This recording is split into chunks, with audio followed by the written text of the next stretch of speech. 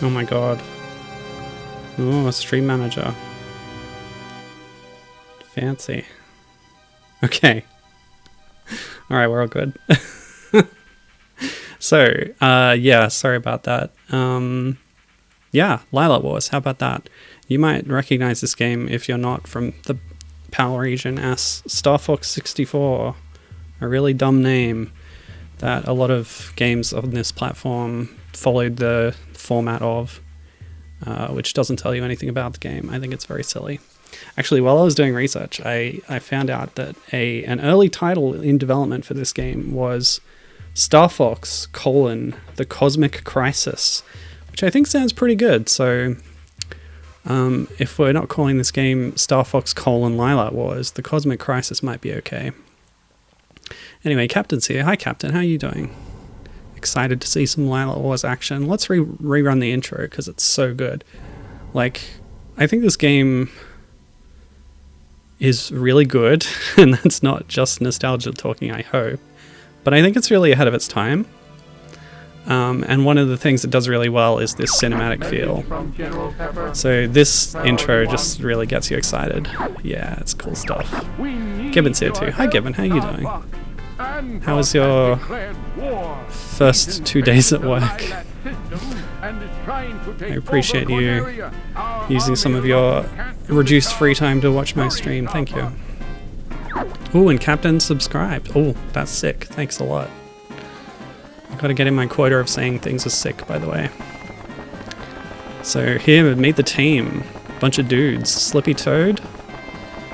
Peppy the Hare. There's no the. That's a Sonic thing. Falco Lombardi. Fox McCloud.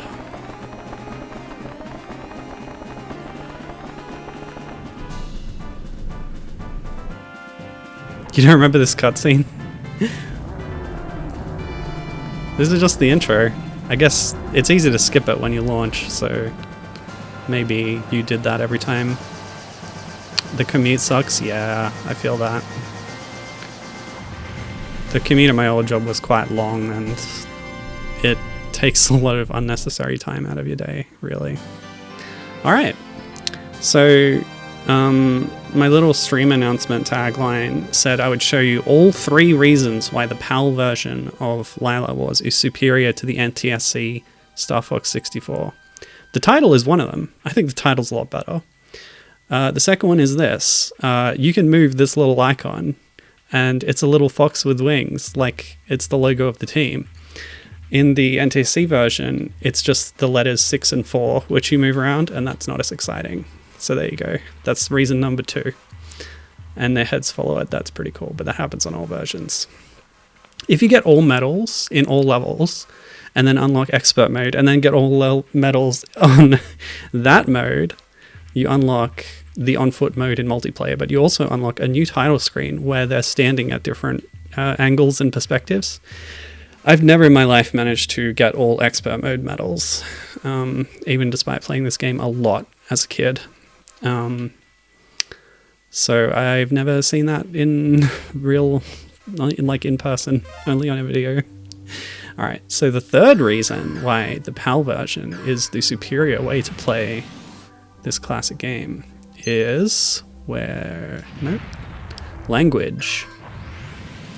Since it's the European version, we get the option of English, French, and German for the written text. But for the spoken text, we have an option. The English, voice cast and script is iconic. It's great. It's burned into my mind. But exclusively to PAL, you can choose Lylat, which apparently they made this by reversing the audio clips and then chopping it up, similar to how they did Banjo-Kazooie. But it sort of mimics the way that voice was simulated in the original game. Star Fox on the SNES, or Star Wing, if you're at PAL. Now, because I don't know if everybody has ever done this, in training mode, there is a unique character. I gotta get used to the controls again. Rob, I don't want to hear from you. I want to see our little friend. Where's the friend? There he is. Little Tanuki Joe, or whatever this guy's name is. Has a spanner, tells you what to do. I don't believe this character is voiced, even if you pick English voice languages. But, yeah, only in the training mode. So, might as well use this opportunity to get acquainted with the controls, which I have mapped to a DualShock 4. Not the ideal way to run a 64 analog pad. Ideally you would have 6 face buttons, of course, but I've got brake and boost set up, and I should be able to respond to hails with this trigger if it comes up. Hey! We're not going to do this whole mode. Eventually you get into a dogfight section, which showcases all range mode, the big new feature of this game, maybe my least favorite part of it, but we'll get to that. Corneria. They don't do the voiceover if you don't... I guess that makes sense. Well, I'll read it then. Corneria, 4th planet of the Lylat system. The evil Andros turned this once thriving system into a wasteland of near extinction. General Pepper of the Cornerian army was successful in exiling this maniacal scientist to the barren, deserted planet Venom. 5 years later, General Pepper noticed strange activity coming from Venom. James McLeod, Pigma Dengar, and Peppy Hare of the Star Fox team were sent to investigate. Upon their arrival, Pigma betrayed the team, and James and Peppy were captured by Andros. Peppy barely escaped Venom and returned home to tell James's son Fox about his father's fate. A few years have passed. Andros has once again invaded the Lylat system. General Pepper has turned to a new Star Fox team, headed by Fox McCloud, to save Corneria and free the Lylat system once again.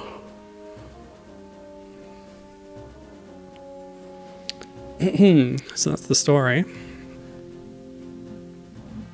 It's a reboot, of course. Now I have to decide what route I want to do.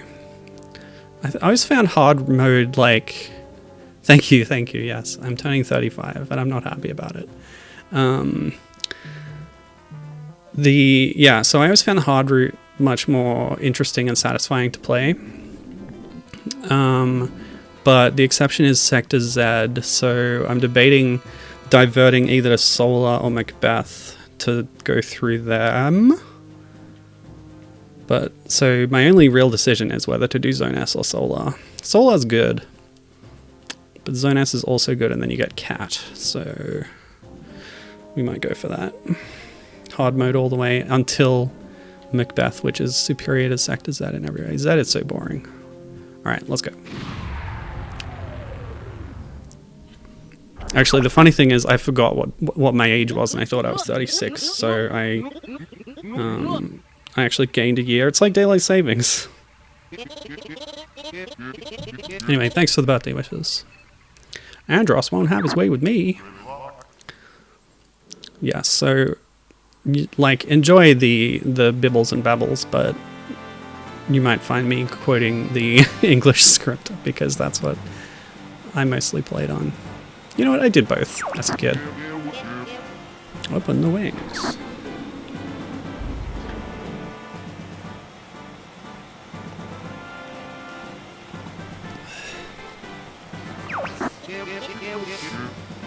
Check your G diffuser system.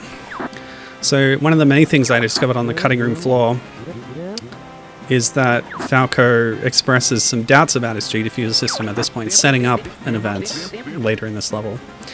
There's a lot of things that were sort of just a few things that were kind of missed when localizing the script, and they're highlighted in the TCRF article, so I recommend checking it out. That's also where I learned about the original subtitle, The Cosmic Crisis. Okay.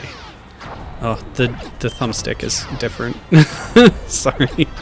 I'm so familiar with the original game. Okay, optimally the best way to get extra hits is to get your charge shot to hit the water and get the splash damage for indirect hits. You can't destroy that enemy at that point. You have to wait for it to come back on screen here, but you can get it quite early if you head off to the left there. Don't run into Slippy as he comes up. This is going to be like a running commentary of like just my internal monologue while playing, maybe. This is a good place to get some... Oh, if you don't lock on. If you don't lock on, you hit the floor and then you get like a bonus hit. Because you get that hit +1. Oh, I should have waited. Never mind. You get the hit +1 for every additional enemy you hit with a charge shot. And if you're not locked onto an enemy, you can get one off. You can get a hit +1 off a single enemy. Yeah. And you can get hypers like really early in this level, especially if you take out this guy. Cool. Otherwise you can boost under that falling tower. Hit them from below, you get a bonus. Don't need the gold ring. Because who takes damage on Corneria? Okay, that works. Good.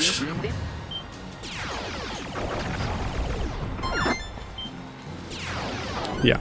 So especially like this first stage, very practiced at this, so I find it pretty easy to get all the stuff.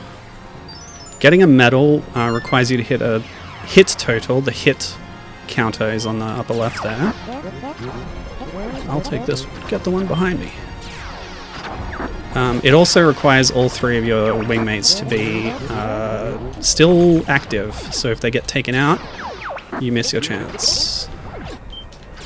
Charge shots are the best way to get these agile enemies. Falco took a few hits, but he's fine. So now that Falco's alive, he will show me the route to the hard mode boss of this stage. Wow, Peppy's like chirples are like a lot deeper in pitch than I expected. Don't let that go to hit you on the way down. Get a triple there. Okay. It has been a while, so I'm going to drop some save states every now and then just in case, but hopefully I won't have to use them.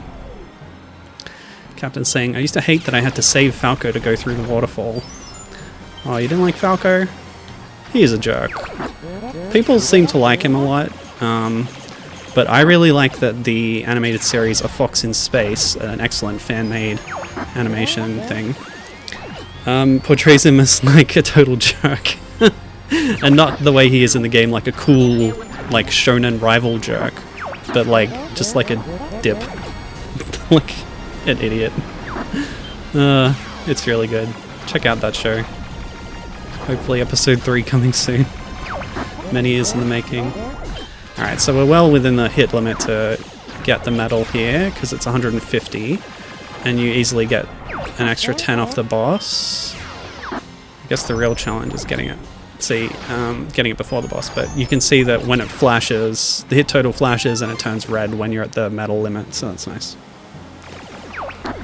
Oh, yep, we're going to see the true final boss hopefully today. Someone wants to play.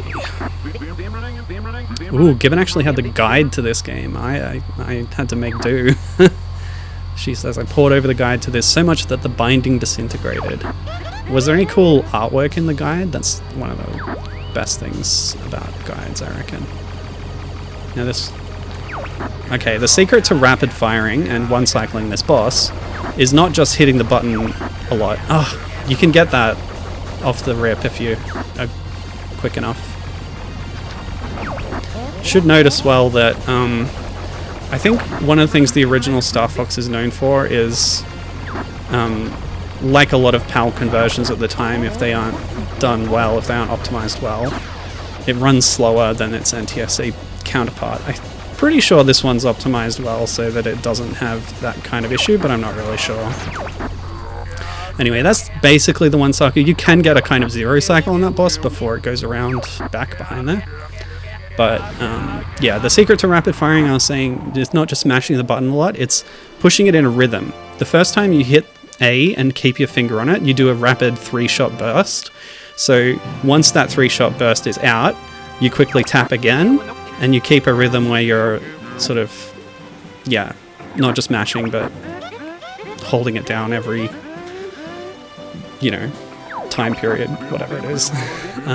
That's how you get more shots out, get more DPS on the bosses. Given saying about the guide art, yeah, heck yeah, there was.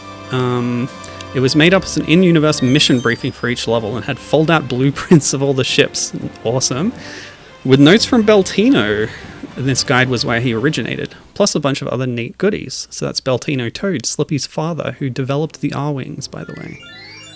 She says, I would obsessively copy the blueprints and draw my own ship variants and make OCs. Oh, that's so cool. I love that. Yeah. Too bad they never implemented OCs in this game. Like, as you like to say, Gibbon, we were talking about Star Fox on Discord the other day. Dylan's Rolling Western, what's the third one? Last, whatever it is.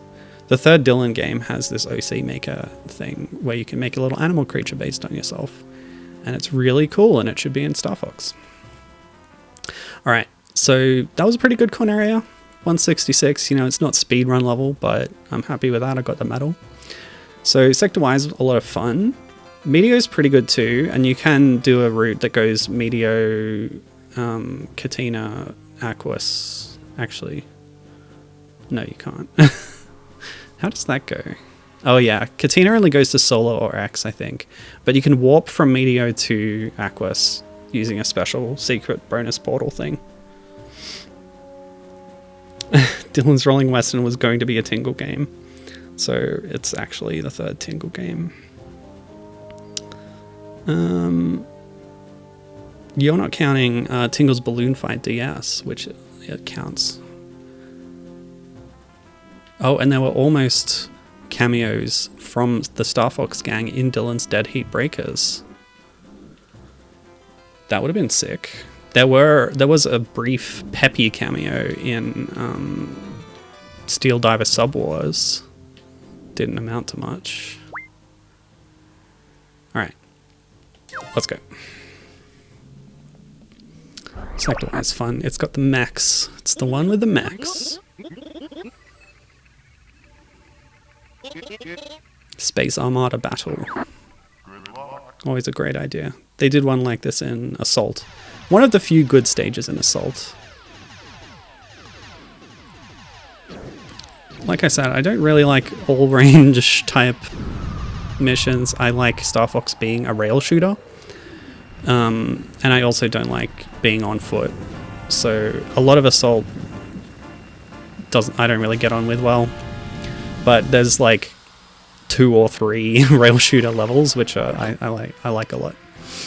Okay. Did I save? Just in case. I won't need it. You can't shoot these ones.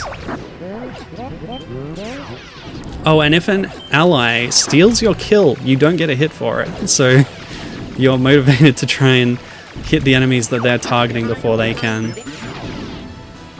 And yeah, you don't need gold rings. You never need gold rings. Except maybe Solar. Solar, like, constantly saps your health. I don't think you can kill these. I always tried to. Yeah, Solar constantly drains your health because you're flying over the surface of a sun / molten planet. Don't ask. Could have used a bomb there. I don't know. But you can't die from heat damage on Solar. You'll always be left with a sliver. Or an empty bar or whatever. I think the bottom route's actually better, but oh well. These are cool. There's 4 possible targets on these. Good. And let's bomb this one. Got a couple of hits for it. That's pretty good. So, a lot of levels have, like, the route, like the hard route, locked behind accomplishing some goal within the mission. This one is an exception to that rule because there's actually a hit goal, a hit target that you need to get to enter the hard route from this mission. But it's perfectly doable. Let's go to lower route this time. Hope you're enjoying the voice clips here.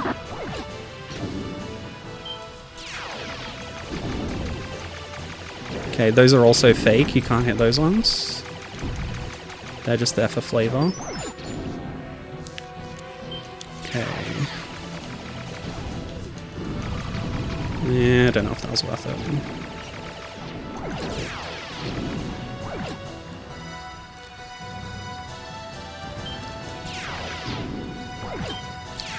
If you target the central robot there, you can get a few multi-hit bonuses. Okay.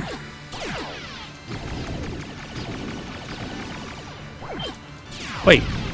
Ah, the damn mechs get in the way of the good combos. Come on. Oh. That one can ram into you. And if this was expert mode, I would have lost a wing and lost my hyper laser. Because you only get one wing durability on that mode, unfortunately. Well, that's the challenge. Oops, sorry, Slippy. Actually skipped a voice line there because I hit my teammate. But I should get a little prompt here. Good, I've mapped it correctly. Hitting C right works as intended. That's good. Oh, do I have enough hits? Oh no. We'll see.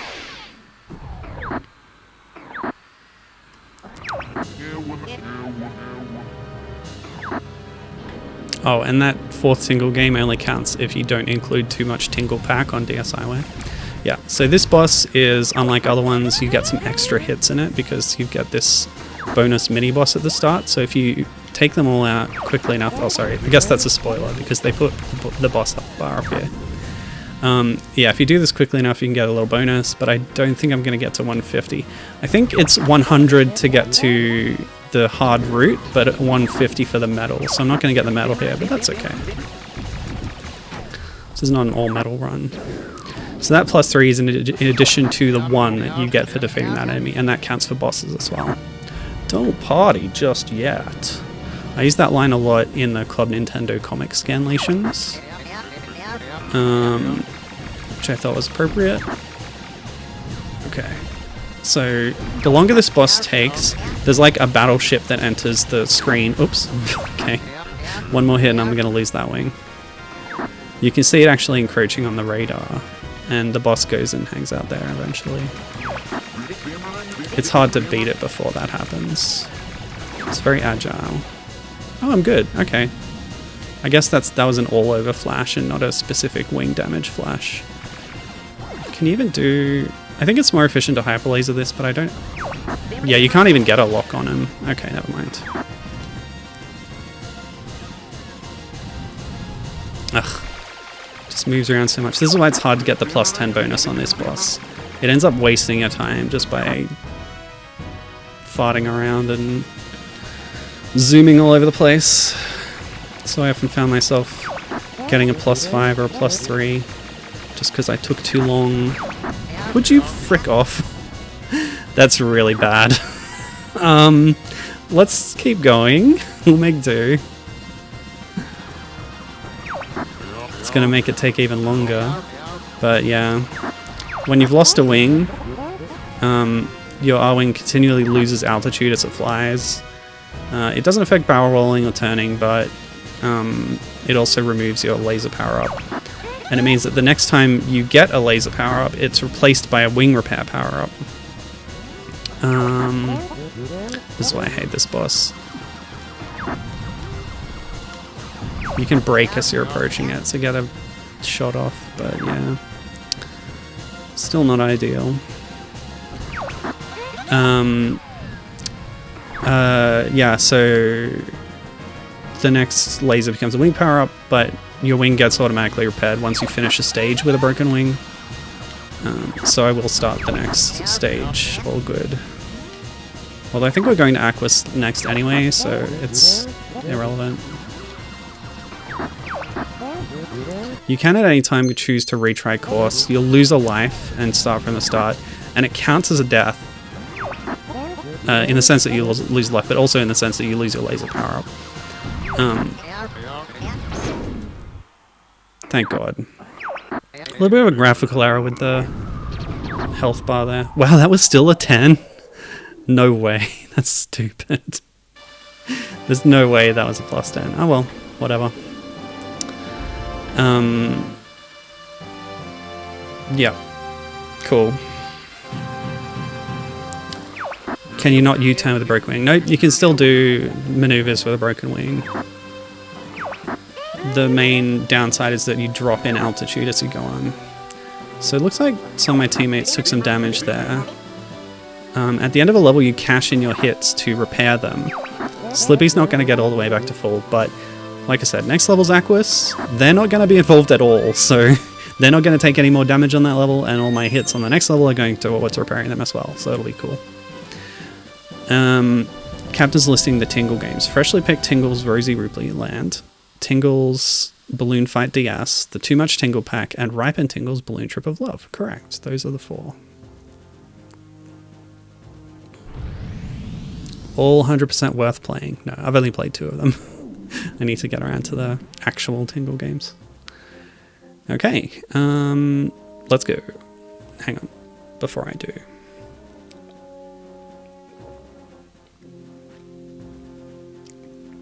It's important to stay hydrated.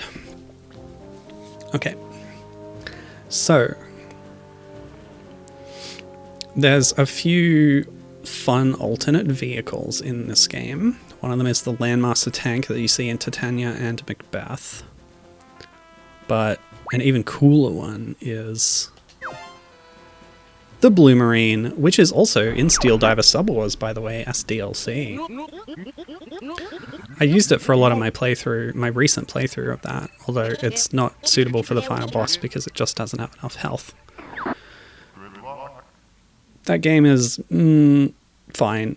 It's okay, I guess. It was actually worked on by Vitae, Giles Goddard's company, who was involved in the original Star Fox, of course. So it's sort of like Dylan Cuthbert's Q Games coming back to work on the series again with Command. Sort of. Sadly, Steel Diver Sub Wars did not give me the Star Fox vibes the way I wanted it to. So the Blue Marine's really interesting and unique.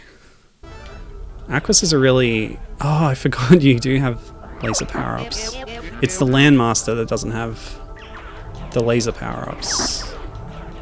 Yeah, okay. Well, hopefully we get some pickups during this level. But the coolest thing about the Blue Marine is it has infinite torpedoes. You can just mash that B button. They home in on anything that you aim at. So there's no reason to just not be pressing A and B throughout the entirety of this mission. So yeah, the Landmaster only has a single shot type, no matter what power level you are at. When you go into a Landmaster stage, you'll just have that single shot. Multiplayer does have an upgrade for the Landmaster basic shot, which you never get in the campaign, where it shoots out 2 like orbiting orbs. It's really cool. I wish you got it in the story mode, but never mind. Another thing I learned from TCRF was that there was a planned bomb or like torpedo pickup for the Blue Marine stages. Also that there were more underwater stages in development that were cut. So in the end there was just this one. Oh, poor fish. I'm sorry. I have to kill you, fish. It was a bioweapon, I swear. It was Andross's secret weapon. So many bioweapons in this game. Stop locking onto that pillar. We want to hit the broken pillars, not the intact ones. The intact ones do not take damage, but you can knock down the broken ones. It's cool. Yeah, so there was a torpedo pickup in the game's data that was dummied out. It's really big and it looks like a traditional kind of missile torpedo type thing. Whereas these mini torpedoes don't have any pickup associated with them. You just have them. You just have infinite of them. It's all good. So because you can't charge up your laser, you can't get hit combos with it, but you can get them with the homing torpedoes. So if you're really looking for score, you're motivated to not just be mashing A the whole time. But who cares? I'm going to do it. Also, you can barrel roll with the Blue Marine, of course.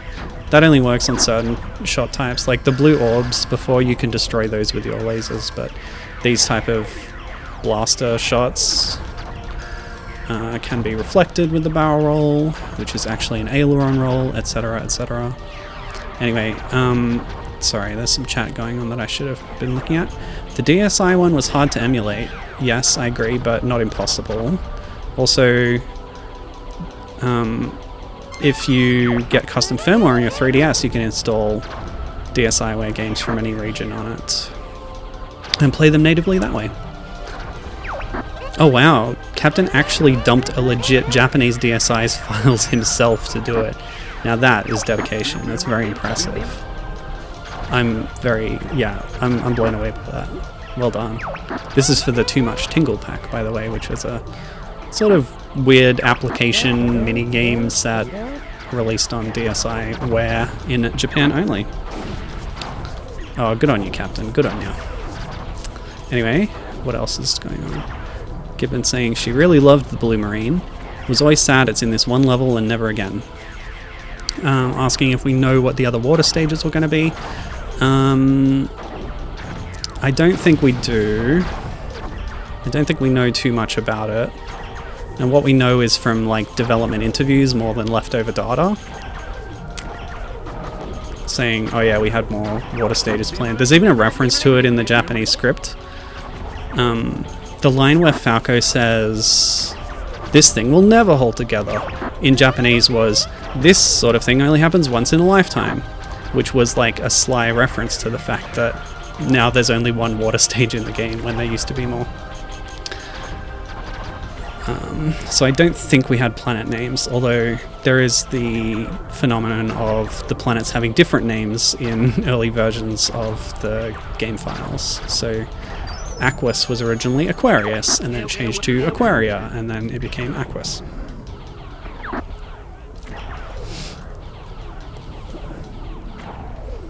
Aquas is fun. It's very atmospheric, especially because of the dark lighting in the stage. So you can't damage bosses usually during these little intro sequences, even when logically you should be able to. But yeah, that eye protects itself with that thing. You can get some extra hits on this boss by hitting these, I don't know, barnacles or whatever. When bosses create new baddies like those worm things though, they will never give you hits. You can't earn extra hits from those kinds of things during boss fights, only from, yeah, like these one-off additional limited things on the boss sprite. Oh, we're gonna just get the metal limit if I play the boss fast enough. That's sick. Okay, so you don't hit the middle, you hit the thingies, and then you go for the middle. And you have to do them one by one. Once they turn that prismatic color, then you hit them with a torpedo. It's all coming back to me. I was kind of like, how does this work again? But yes, we're getting there. The main problem with this one is not letting your torpedo impact on a pearl, because that's how you do the damage there. And against the eye. So your lasers reduce the pearl numbers, letting the torpedo get through. Or you just time it right, I guess. Captain saying, I liked the submarine level because it was unique. I feel like if I was forced to play lots of water levels, I would get tired of it quickly. That's a good call. Maybe an example of technical limitations resulting in a better game experience, which sometimes happens. Oh yeah, I should probably warn about flashing lights in this game, because that happens a lot, mostly with the boss death cutscenes. So when you see that health bar reduced to 0, please look away if that's a problem for you. I should have said that earlier.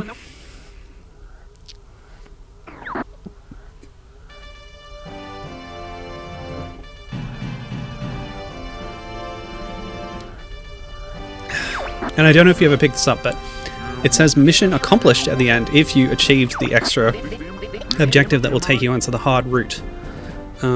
If you don't do that, it just says mission complete, and you're only given one option for the next level.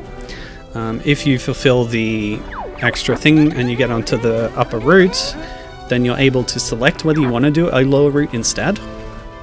So you get the option. So it's always better to try and get that objective. And everyone's repaired to full, although they seem to be before this screen even started, so I don't know what's up with that.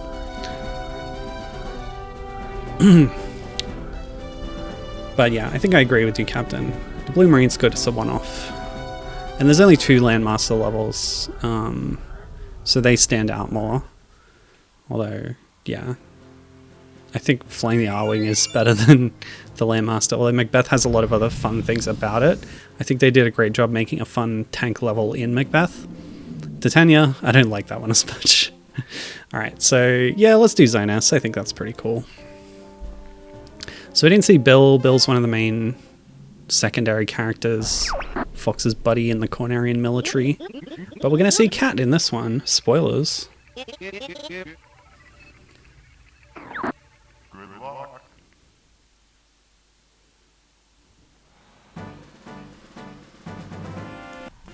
Oops. When I save state, it does a little fast forward for a second. That's just an emulator quirk. So yeah, we're back to hyper lasers. There's a lot of hits available on this level. I don't know. I remember this one being difficult to get a medal on, so I don't know if I'll be able to do it, but might as well try. Like, I don't find this game challenging at all anymore, having played it so much, but trying to get those hit totals is still a challenge for me, and a fun, you know, way to still engage with the game mechanics even at a high level. So the extra objective on this level to get to the hard route, although we're not going to take the hard route, is by eliminating all of these all these searchlights before they spot you. If you get spotted, that's it. You're out of luck and you're off the route. But if you take them all down, you get some nice hit bonuses and you get to go to Sector Z, the worst level in the game.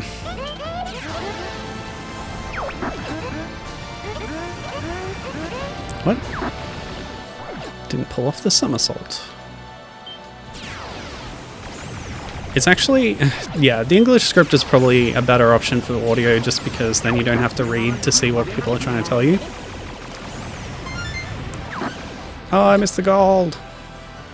You're supposed to get them all in one go, that's what Peppy's trying to tell you. And here's Kat, the best character, the only girl in the game. And basically the only girl in the series, more or less. She helps you take out some of these searchlights. Yeah, okay, we got Lucy here, we got Crystal. Poor, sad Miyu and Faye. Only in Star Fox 2. Who else is there?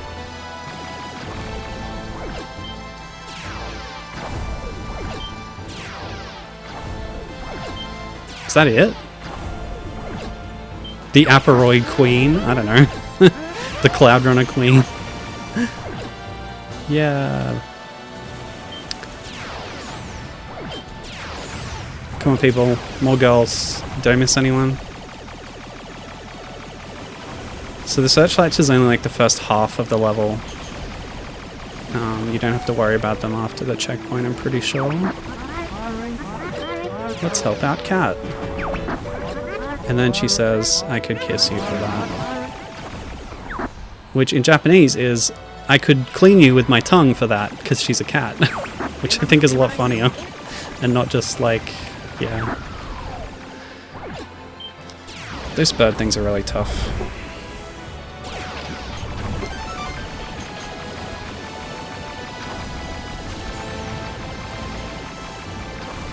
You can force those doors down into the water, by the way. Like this. Oh, I guess you hit the bottom of the wheel, not just the left wheel. I forgot. Sending supplies. There's beta screenshots of this game that show the surface of the waters of Zone S as blue and clear, but they make a point in the script of saying how polluted it is as a result of Andross's schemes. He does not care for the environment. He's an evil scientist. Not only is he preparing an army to conquer the system, but he's a polluter as well. Unforgivable, honestly. Okay. Oh yeah, Slippy wants you to follow him here. I think it spawns a power-up when you do this.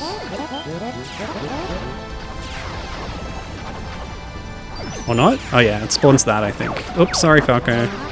My bad. Make way for Cat, indeed. Cat got a radical redesign in command, which is like, I don't know, it's an odd look for her, but at least she's not just pink because girl, so it's an improvement in that way.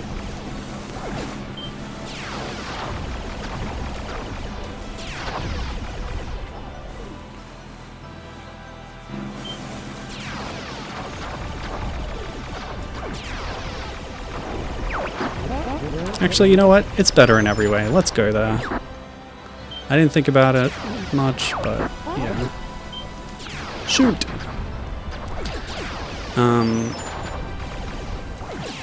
Yeah, did I finish saying before that having the English script on does help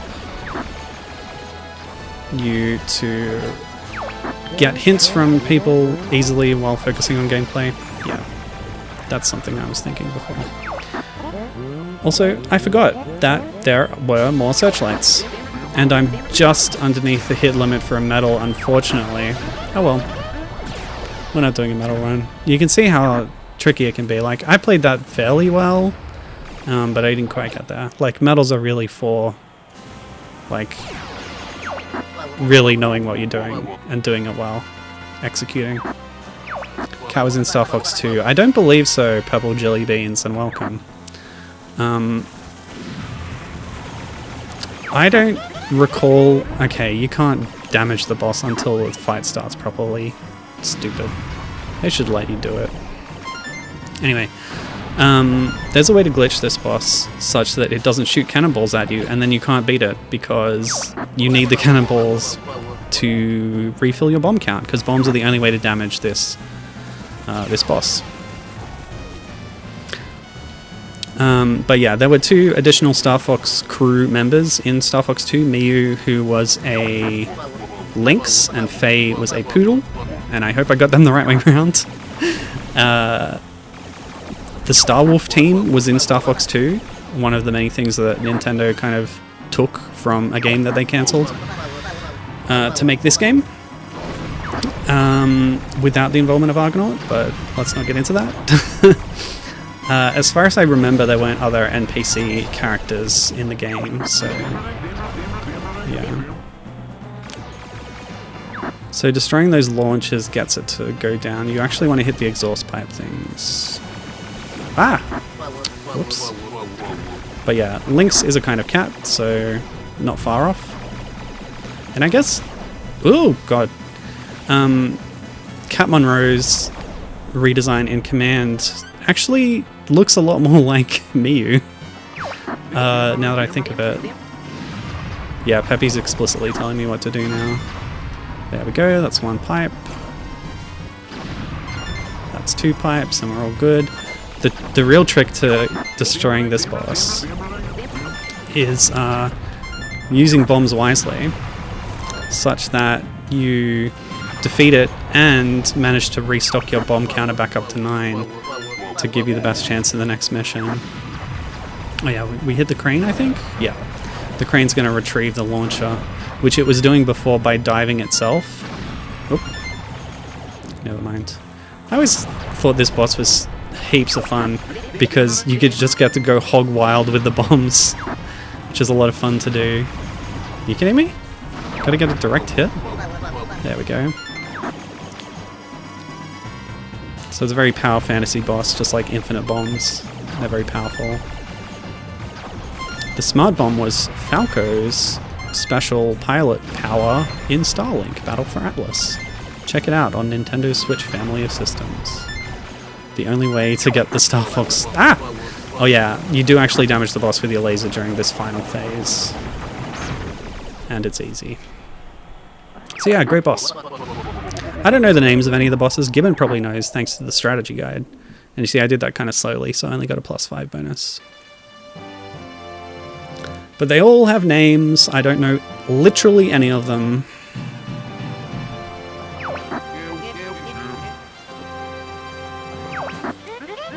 Unless they happen to say the name in the script, and I don't recall offhand any times that they specifically do that. Somebody says Cayman here. I don't know if Cayman was the boss of that area though.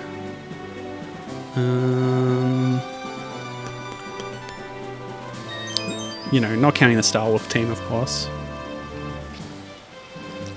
Cool, cool, cool.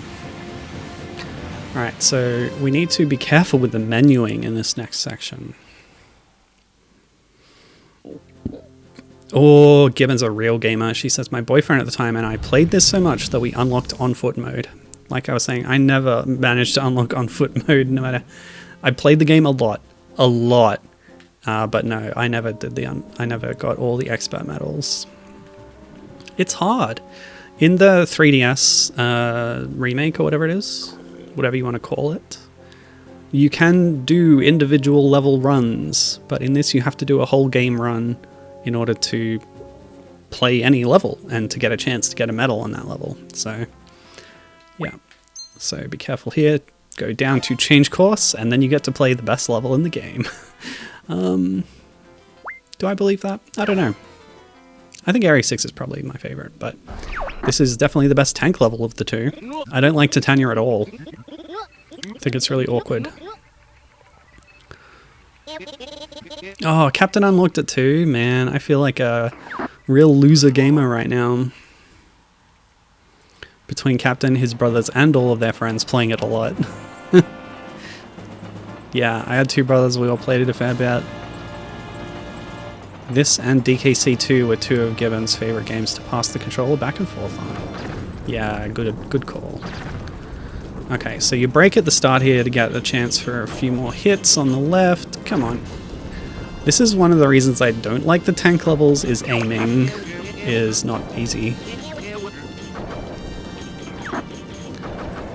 Like, uniquely to the Landmaster, the sort of aim cursor works in a slightly different way, I feel like.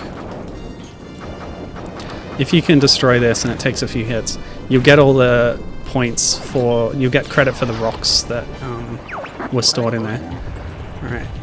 Oh, yeah, I was braking too much, so I ran out of hover juice. So you can see when you're trying to precisely aim, it sort of goes in chunks.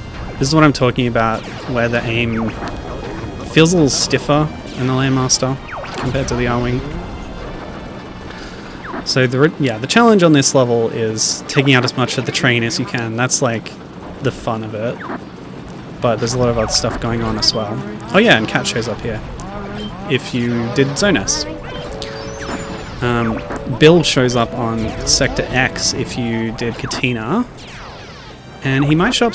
Slippy! Slippy flew directly into my charge shot. What an idiot. Alright. You're a good guy, Slippy. I actually use Slippy a lot in Starlink. Although I mainly used Fox for the faster speed and like other abilities that he had. I've got a bad lock there, but that's okay. You can get a lot of extra hits here if you do your charge shots right with the boulders. I've seen speedruns of this that are really impressive. So you do unlocked charge shots, which is what they call it when you don't get the lock on. You get those extra bonuses. Slippy was like, "Get down, Mr. President." Nice one, Captain. So if you hover over here and you do it properly, you can get onto the track there and get an extra chance to hit these containers if you didn't get them before. It's okay if you don't hit everything. Get some good combos there. Let's bomb this one. Oh, I missed. Oh, the radius got it a little bit. Shoot, he's right behind me. So sometimes the train drops off a segment, so I actually missed my chance to hit that one that was on the back there, because I didn't get it in time. Those ones are fun. The fuel canisters make a big boom, ba-boom.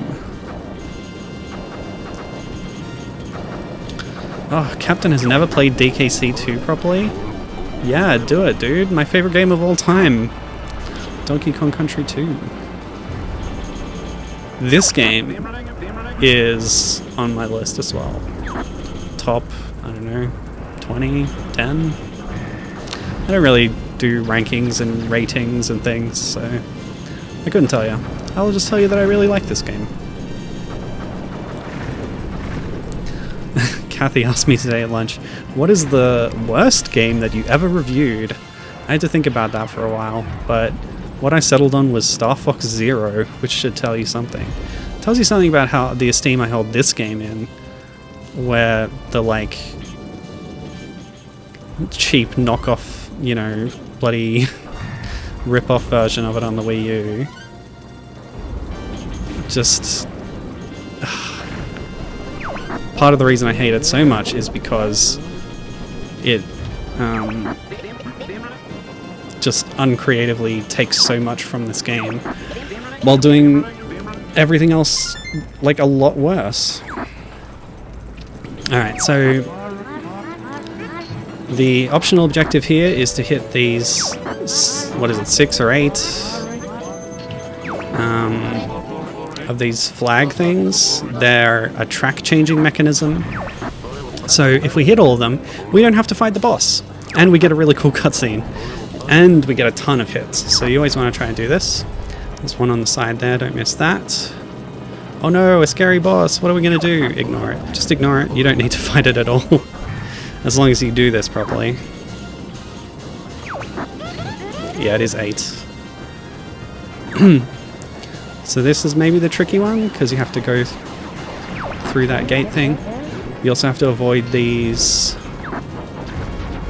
pillars, and Falco helped us out by hitting this one, and now shoot the switcher. We got all 8, so this is going to open up when we shoot it, and then we hit the lever, unless the stuff gets in our way, and there we go. Originally, this level was going to be in a cave, and there is a Macbeth level in a subterranean area in Star Fox 1. But I like the open sky in this one better. No, hit the brakes! I can't stop it! Hit plus 50. The biggest bonus in the game.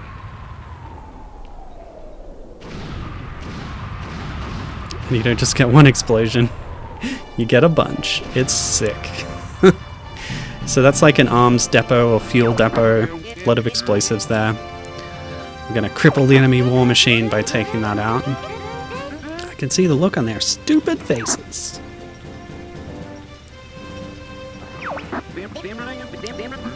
Captain has played DKC1 a million times, but never 2.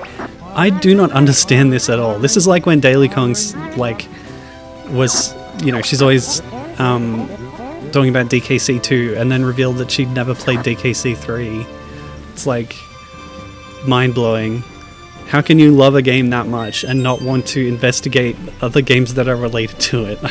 That's not a mindset that I understand. And you're definitely missing out, because Donkey Kong Country 1 is the worst of the Donkey Kong countries.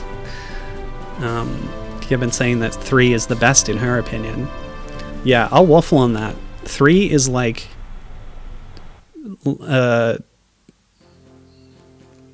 so like I said, 2 is my favorite game of all time. 3 is just like a hair under that. It is almost as good.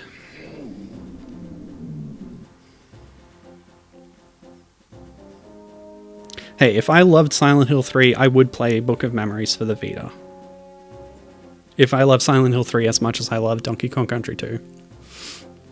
So yeah, this is the ideal route through the game. Red, red, red, yellow, red, red.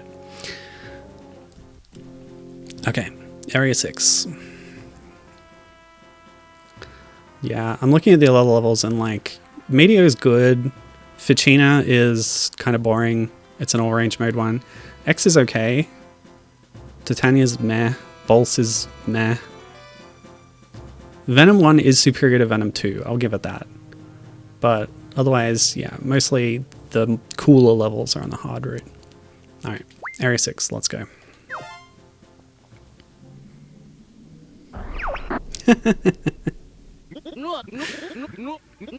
Alright, you got me.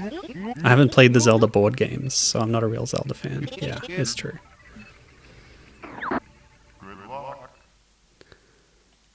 Okay. Never skip the cutscenes. Yeah, here it is. Came in here, no problems. He's not the boss of the level, but he's one of the few enemies in the game that says their own name.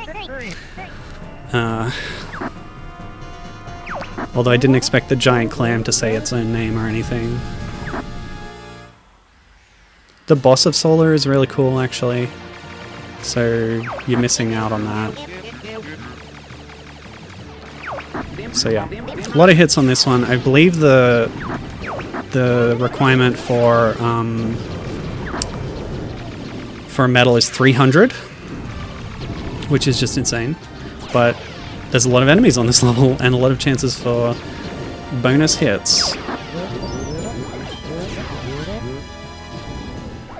Also, the charged lock-on mechanic, by the way, ripped off from Panzer Dragoon. Play Panzer Dragoon, it's very good. Don't play Saga, it's overrated. Nope, barrel rolled a little too late there. I don't know if I'll get this one. Not quite. Oh, I did. I got it.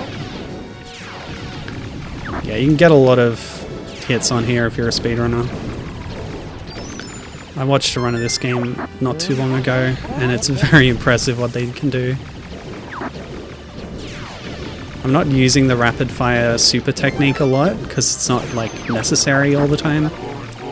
But this stage, if you want to get those hits, you gotta use it.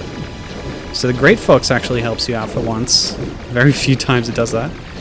In this mission, if you hit the respawn button at the right time, Rob64 manages to shoot some of the battleships. And I believe you do actually get hit credit for that. Now your teammates try and hit these missiles for you, and if you let them get through, they will get damaged. So you want to take them out. Did we get him? So he was expecting the missiles to have worked. I never really thought about the amount of pop-in in this game, where objects just suddenly appear as you get close to them. It's actually a lot more noticeable in the 3DS port, because of the higher graphical fidelity or whatever, I don't know, but like, it's definitely something that you notice. So this is where you start getting messages from Andros directly if you hit the respawn button. He's hacked into your communication system. Those tin cans are no match for me.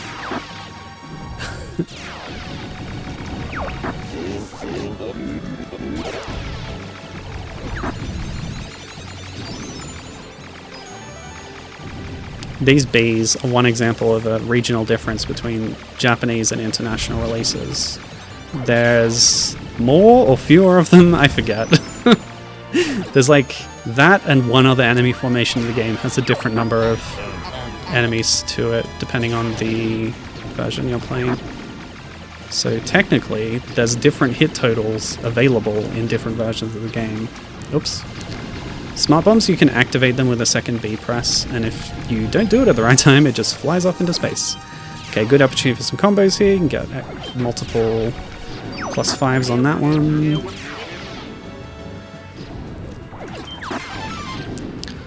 Okay, these are the trickier battleships. They only have the one weak point, the bridge section, similar to a, well, if you haven't thought Star Wars 100 times so far during this game, then you're not paying attention. But yeah, this is a very Star Wars moment. Like a Star Destroyer, the vulnerable part is that cockpit piece. And if you manage to get enough hits in, you'll get a +5 bonus. But you can also get a bonus from hitting the turrets on the side. Yeah, Star Wars is definitely like a watchword in the development of this game, I feel like. Definitely had some VHSs playing in the development room while making assets and set pieces, I'm sure. Also noticeable in the original game, to be fair. You have like a trench run sequence and everything. It's nothing like that in this game. Oh, see, I actually hit the turret by pressing A again to keep firing after my charge shot had gone. And I missed it, and then I missed the combo because of that. Yeah. Oh! I can't believe I got it. I actually got the point bonus before the boss.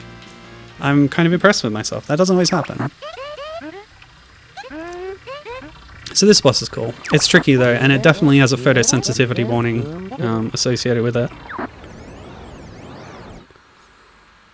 Oh yeah, this is a good point. Do we know if Star Fox are the good guys? We don't know any of Andross's policies.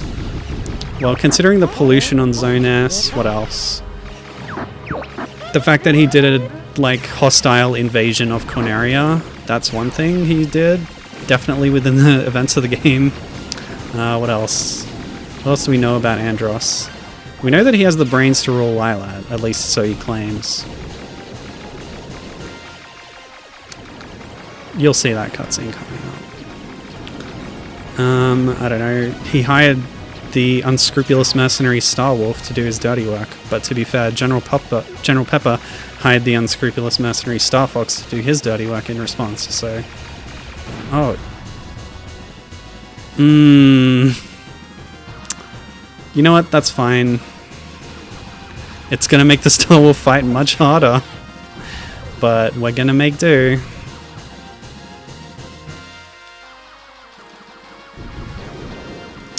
Yeah, that was dumb. My own fault. The Allies did a hostile invasion of Germany. Okay, okay.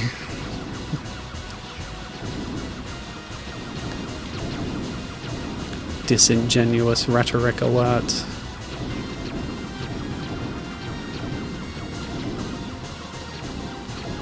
Oh, it feels so wimpy. This single laser. Yeah, to be fair, we don't know anything about Corneria's government. General Pepper seems to have an inappropriate level of power as a military leader. Although we do only see him during crisis situations. So even these things that look like enemies, they don't give you hits. Because they are spawned by the boss.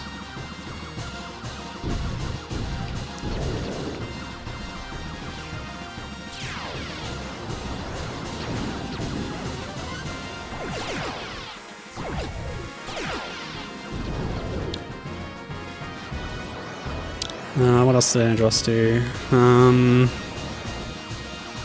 I like that. Okay, this is the big warning.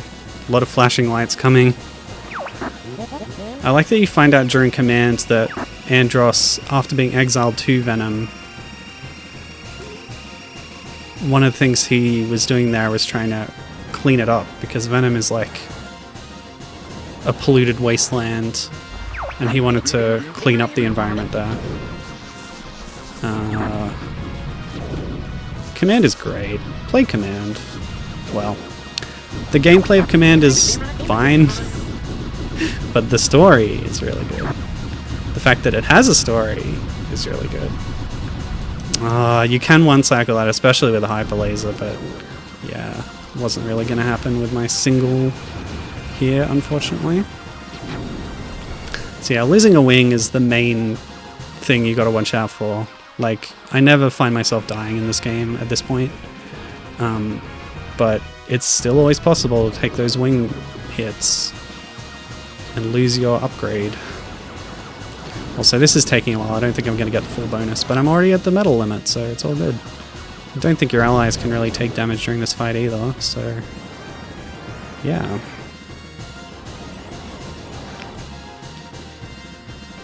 Imagine dying in this game. Okay. Imagine dying after you've played it 100 times. I can understand someone dying on their first try. I've just memorized everything that ever happens in this game, pretty much, so yeah. I have an advantage in that respect.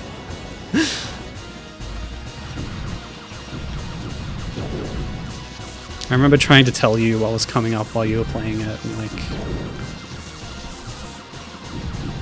because of chat delay, and it's hard to read chat during a frenetic action game. Didn't help much. Yeah, only a +2 bonus, because it took that long.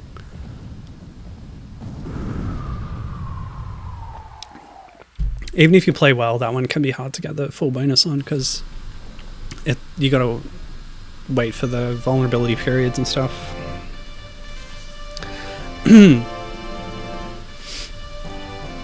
Okay, Venom 2, here we come. So Venom 1 has a lot of fun alternate routes and like obstacles and tons of enemies getting thrown at you. Venom 2, in contrast, is just a straightforward all-range fight against Starwolf. And you're actually going to witness a continuity kind of quirk here, because we haven't seen Star Wolf at all in this game up till now. I guess in the ideal like story of this, you fight them once early on, and then you fight them again later, and see that they have upgraded ships, and they've got battle damage on their mugshots from the first time you fought them and they crashed. So every character here has a little, like, Pigma's got a metal plate on his head, Leon had that weird eye scope thing, Wolf had some band-aids, and Andrew has this visor. Because they should have been defeated already at this point. So you don't want to lock onto these guys, they can escape a lock and it takes too long to do damage anyway, so you just rapid fire them. We've already knocked out Andrew. You get a 50-point bonus again for each Star Wolf member you take out. I'm looking for... When they crash, they drop an item. I don't think it's usually a laser upgrade, unfortunately, but I was hoping it might be. Oops, sorry, Falco. Gee, I've been saved by Fox. How swell. Do you fast, peppy old pal. So if you get really lucky, one of these doofuses can actually run into the pillars around the arena, take themselves out. You don't get a point bonus for it, but it makes the fight go quicker. But it's also possible for you to run into them, of course. So I think you can, yeah, if you break at the right time, you can get them on the backswing from their own somersault and get some good shots in. Okay, now I'm in a bad position. And you can shoot during a maneuver, by the way. I don't know if it'll ever really help, but you know. No, do it. Oh, Peppy! Oops. Whoops, not my fault. So, Rob should have dropped me off something there. Okay. What have you dropped me? Gold ring, I'll take it. Imagine dying in this game. How embarrassing would that be, eh? Funny. It's okay. Okay. See, look, when you're that far away, it's real easy to take them out when they're doing a somersault. Alright, let's get that pickup. A laser, perfect. We've got doubles going into Andros. We're all good. Oof. There's an opportunity to get an extra laser on the way into the Andros fight, so we can probably try and get that. Ow. Okay, you're going to come around here. I think we're left with just Wolf, which is very appropriate. Lore accurate, you might say. Okay, buddy. Also, if you're quick... Oh, it's Pigma. Never mind. If you're quick during the intro, you can see them entering from the sky and get some hits on them that way. Oh, come on. I keep trying to brake and accidentally U-turning instead. Let's just get down low and... Ooh, yep.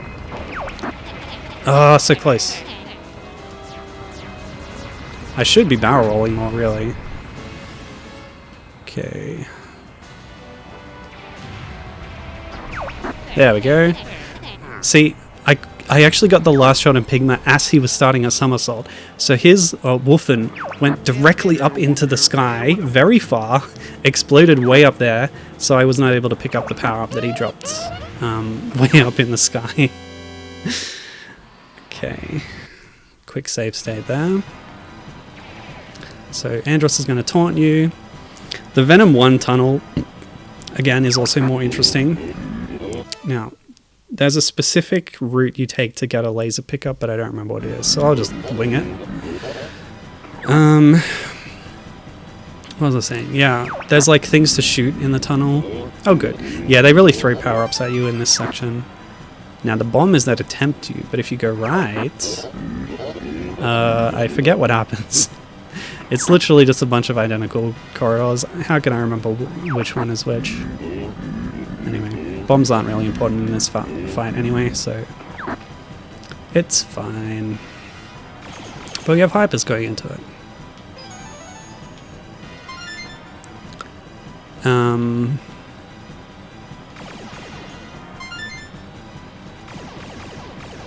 Yep. Okay, so you do get to fight Hologram Andross. In Venom 1, he turns into a robot face after you beat this phase.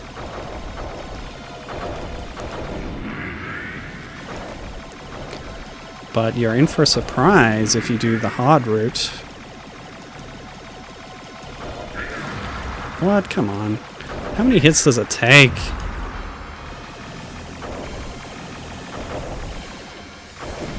Oh. Probably could have bombed there. Bombing is a good way to interrupt that attack, but you can also do this. Get some health upgrades out of it. Alright, so bomb. You drop it in, he gets indigestion. Poor guy. I don't think that does any actual damage though. The real damage is by shooting the eyes.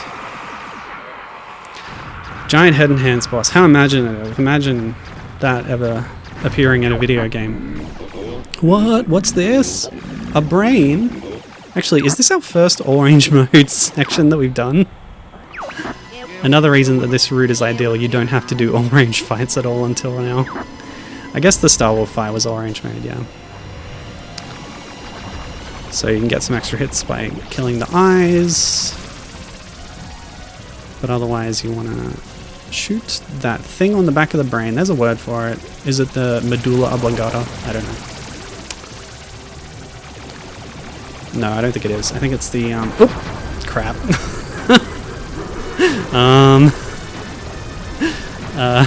This boss is always for hard, even if you're good at the game, I promise. So yeah, by chewing you up, you lose both wings. Yeah.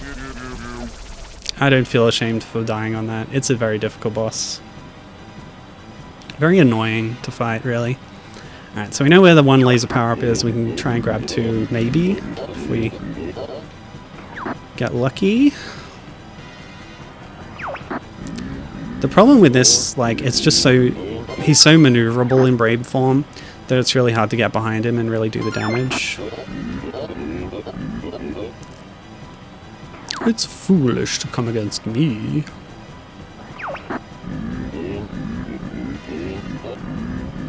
But yeah, we got 13 lives. It's no worries. You get to restart from the tunnel. Easy life. You do have to do hologram face again, unfortunately.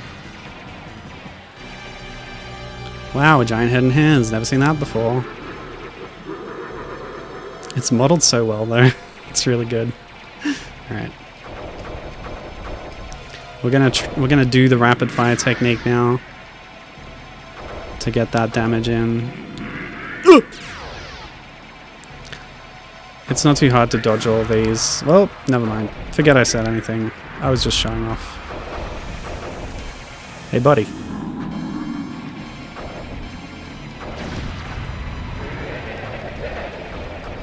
Yeah, he'll expose that hand weak point when you do that as well, so it's always good. And you can even hit it through his hand, so... yeah, it's easy peasy to hit those targets. No health bar here. Slippy's out of range, so he can't tell you how much health the boss has.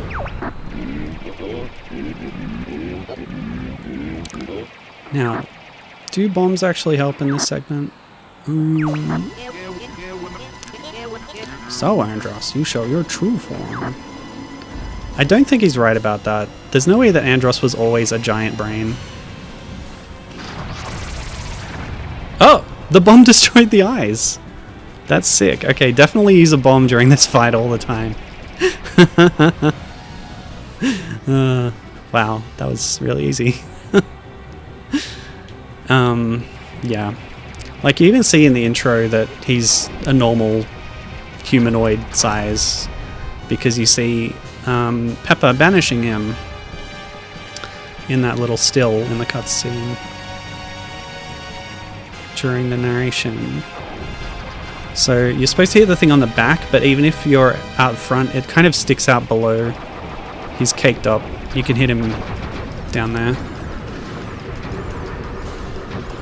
So yeah, it's still possible, but then you get chomped. You don't want to get chomped. No! Okay, I didn't expect that. Come on, let me out. Oops. Let's try and get some distance.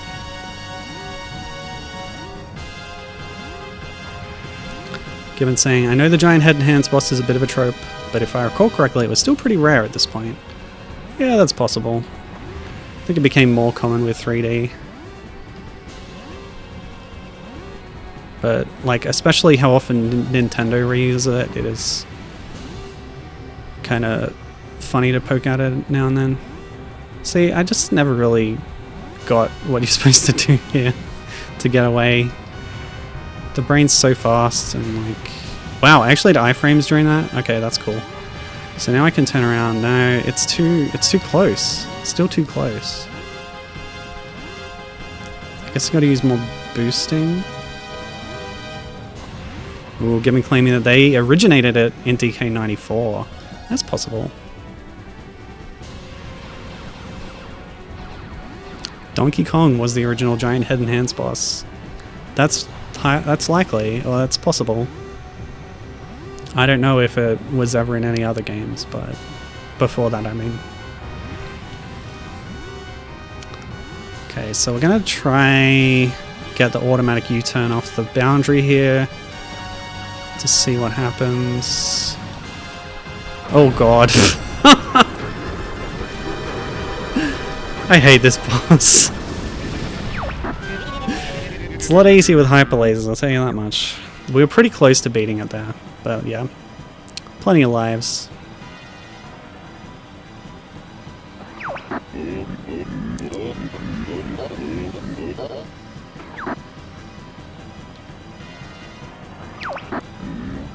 Maybe this is why it feels so good to actually complete this boss. Because it's kind of dumb and hard. Okay, now I think I went right last time. Because I didn't want to alternate left, right, left. Actually, I don't know. I think I did this before, but we'll do it again. Trying to find a route that gives me 2 lasers. Didn't quite make it, obviously.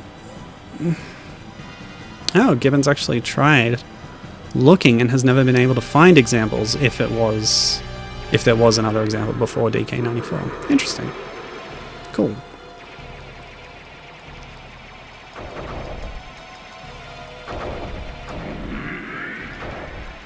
Oh, you can hit the eyes during this phase. I always forget that. Oh. But all it does... Ah! I don't think you can, like, complete the boss by doing this.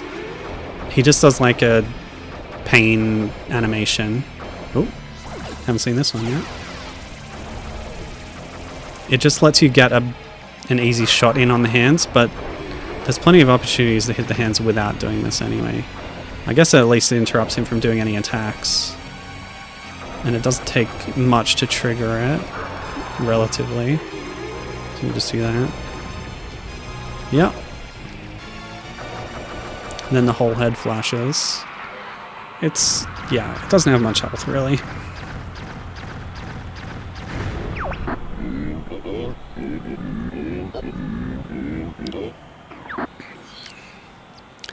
Do we have to do all range mode? Can't we just... How about, Andros, you just keep moving backwards and I fly towards you? Would that be fair? Let's just do that. What? I guess the eyes aren't vulnerable until they start shooting outwards. Dumb. Ooh, okay.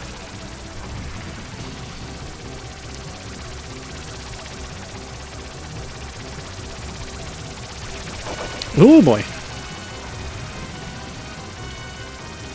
Just ignore the one behind me for now and try and get this one. Really? Come on, how much health do you have? Yeah, those electrical arcs can hurt you as well, unfortunately. To get the real tight turns, yeah, there we go. And you get the hit bonus. let's get the real tight turns. You want to angle to the left or right with Z or R, and then brake. That's how you get the upper hand in an all-range fight. Okay. The real speedrun strat for using your brakes efficiently or your boosts is to do it like a third of the way up the bar, and then refill it, and then do it again. Alright, there we go. You know, I should probably try and hit the brain a bit while the eyes are out, because it starts pursuing you more aggressively once the eyes have been defeated.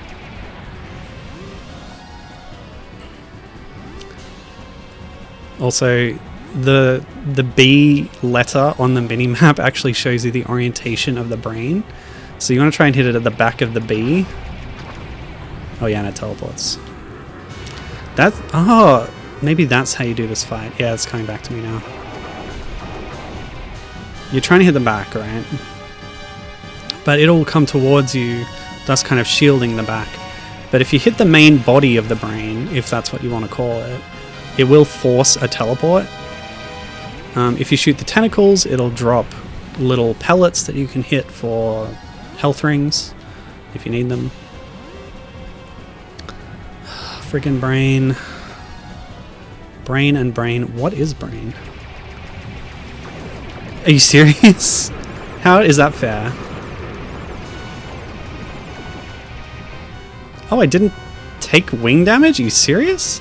That always takes my wings out when I get nobbled on, I swear. Oh well. I'm not complaining. Alright, so we'll try and shoot the brain body. It warps. We turn around, we wait for it to appear. And that gives us a chance to hit. The amygdala, I think, is what that bit is called. Oh, maybe I was wrong about the location of that on the brain. Oh, well, there you go. Shoot the brain! Who would have thought? That's the key. Shoot the brain.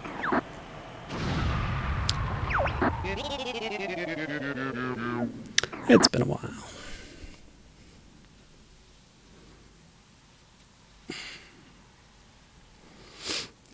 This is adult brain figuring out game mechanics. Maybe I didn't. Oh, it's James McCloud. But that does feel familiar, shooting the brain to get it to warp. So I probably knew that at one point and forgot. It's fine. This space doesn't really make sense because you see the whole tunnel from the outside.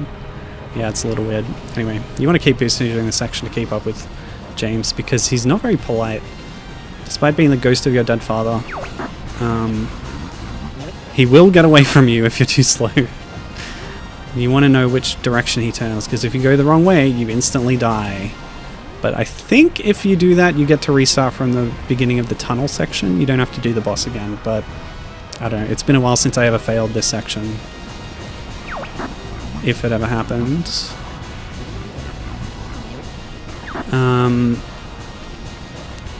Yeah, but is he a ghost? How is he here? Who knows? There's this whole thing in the original game, and especially in the comic adaptation in Nintendo Power by Benemaru Ito, where he was lost in a black hole. He wasn't like betrayed and murdered. Well, he was betrayed, but he ended up in a black hole somehow, and this can explain away some things. Like, he actually comes back in a space whale in the comic, spoiler alert. But it also explains for me why there is a human-like James McCloud as a racer in F-Zero, because, hey, it's a black hole. Anything can happen in there.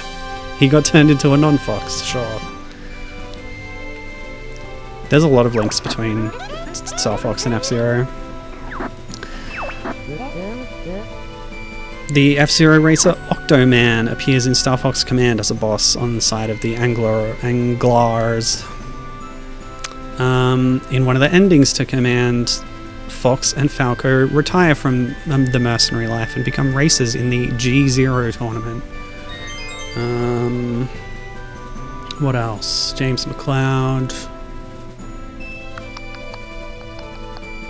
That might be all of them. Yeah. James McCloud was in an isekai light novel called That Time I Was Transported to Another World and Became a Circuit Racer. Yeah, they probably published that on Conaria now.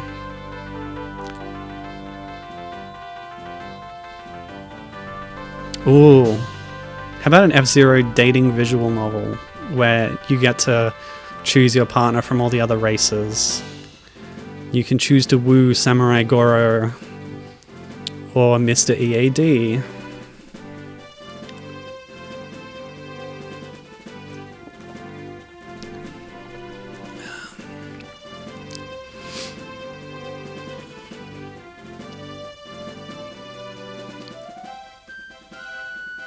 This ending sequence is iconic to me, especially the music. It just really gets me.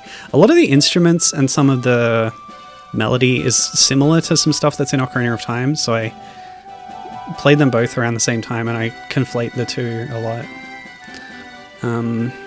It might even be the same composer, but I don't know. Is it Koji Kondo? I don't know. I should pay attention to the credits.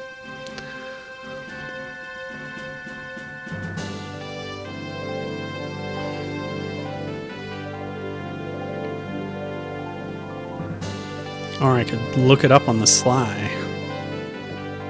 If they're going to leak out course designers to me 2 at a time.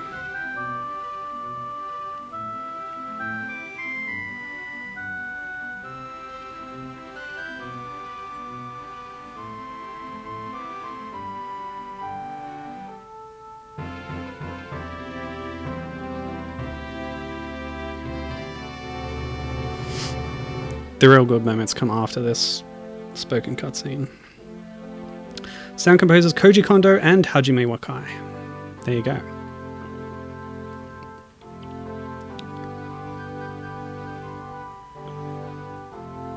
Koji Kondo did Ocarina of Time, didn't he? Yes, sound composition.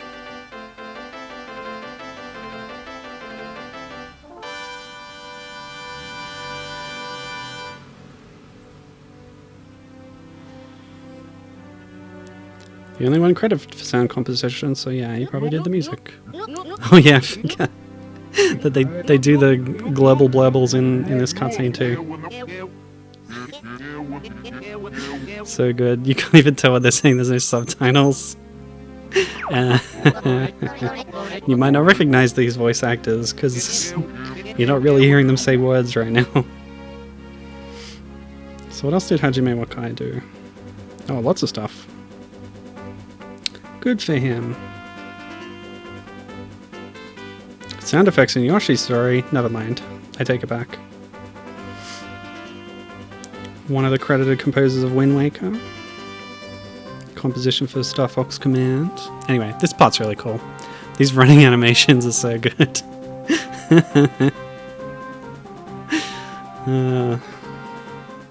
Love that.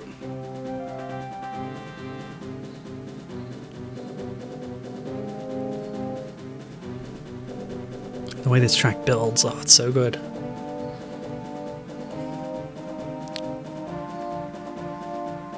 And the great fox cresting the horizon. The music swells. Ah. So good.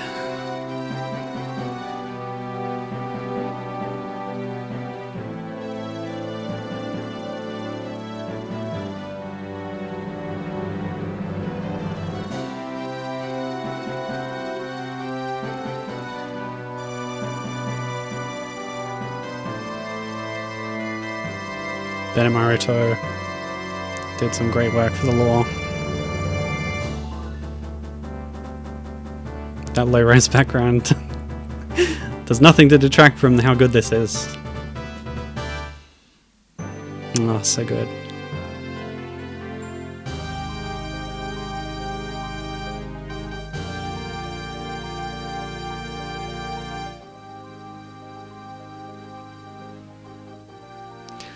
So if you do Venom 1 route, you'll see a laughing Andros head here, hinting that you haven't really defeated him. But in this version, you get the glorious fade out. Those final bits of music, whatever you call bits of music.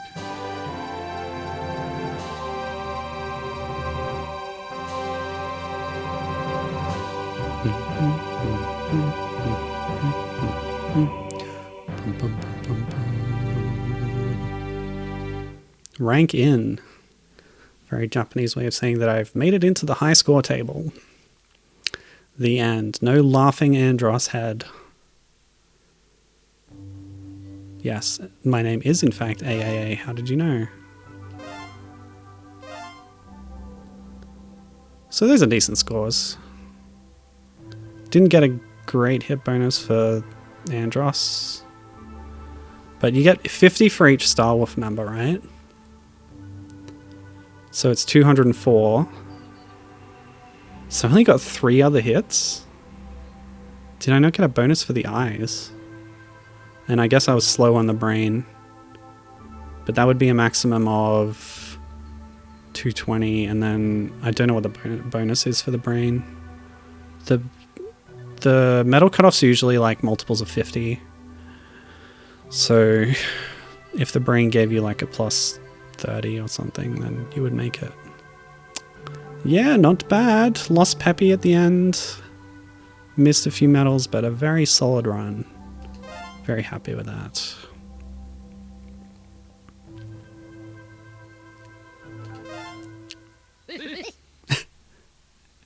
We even get the globals on here. This is a steep bill, but it's worth it.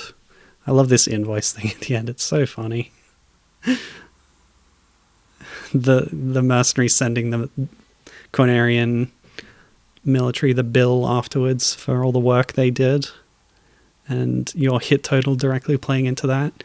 Like, ending your game with an invoice is so hilarious to me. Given saying, if you get enough hits, Pepper goes, what? Honestly, I don't remember if I've ever had that. Maybe I'm not that good at this game. Alright, but we'll put our stamp on.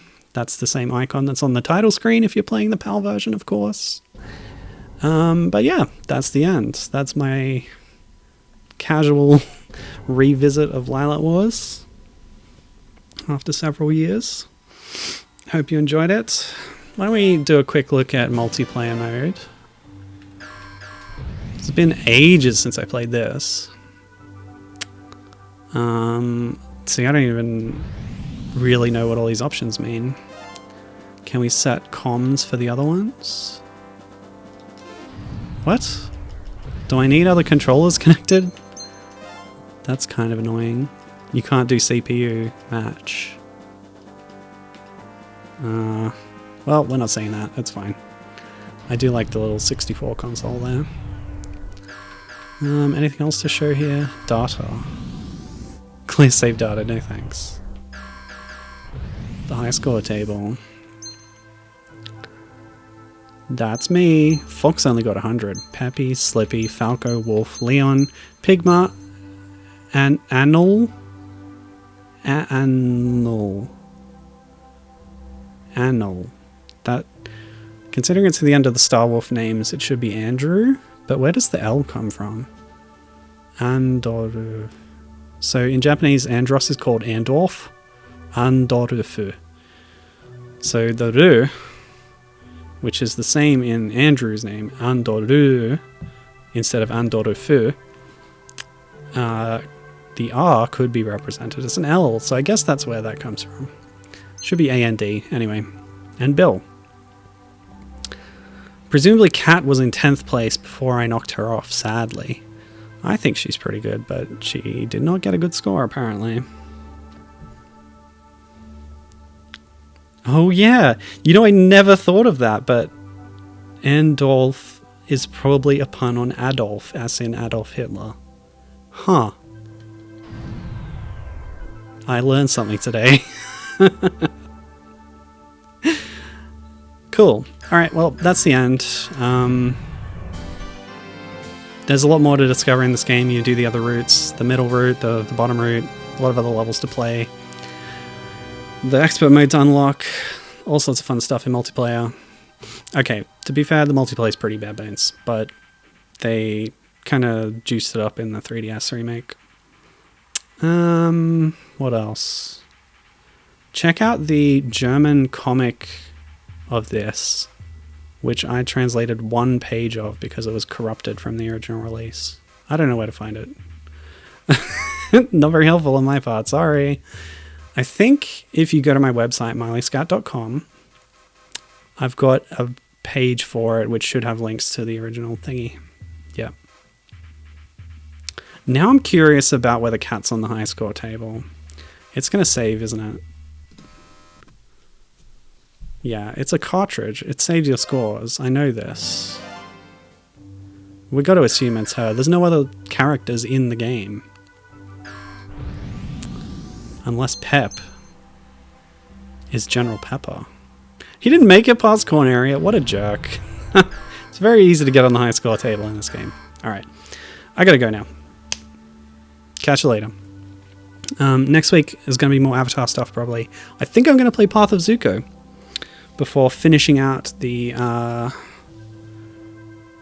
Flash games. But I could also play the Nickelodeon Super Brawl games, perhaps. So it'll be one of those. Until then, have a good one. And happy birthday, everyone. Everyone who is me. Okay, see you later.